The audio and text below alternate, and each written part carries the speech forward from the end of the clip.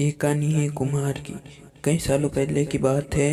एक गांव में युधिष्ठिर नाम का एक कुम्हार रहता था। दिन भर में वह मिट्टी के बर्तन बनाता था और जो भी पैसे मिलते हैं उनसे रात को शराब खरीद कर पी लेता। एक रात वह शराब के नशे में अपने घर लौट रहा था। वह इतने नशे में था कि ठीक से चल भी नहीं पा रहा था। अचानक उसका पैर हड़खड़ाया और वह जमीन पर गिर पड़ा। जमीन पर कांच के टुकड़े पड़े थे जिसमें एक टुकड़ा उसके माथे में घुस गया था। उसके माथे में खून बहने लगा। उसके बाद कुम्हार किसी तरह उठा और अपने घर की ओर चल दिया। अगले दिन जब उसे होश आया तो उसे वैद्य के पास गया और पट्टी करवाई, दवा ली। वैद्य ने कहा कि गहरा घाव होने के कारण इसे भरने में समय लगेगा।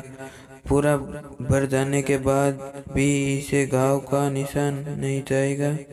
इसके बाद कई दिनों बीत गए। अचानक उसके गांव में सूखा पड़ गया। सभी लोग गांव छोड़कर जाने लगे। कुम्हार ने भी गांव छोड़ कर जाने का फैसला लिया और दूसरे देश की तरफ निकल गया। नए देश में जाकर वे राजा के दरबार वहाँ राजा नौकरी मांगने गया। माथे पर चोट का निशान देखा और सोचा वे ये जरूर कोई पराक्रमी योद्धा होगा और दुश्मन से लड़ते समय इसके माथे पर चोट लगी होगी। ये सोचकर राजा ने उसे अपने दरबार में एक खास जगह दे दी। उसे पर विशेष ध्यान देने लगा।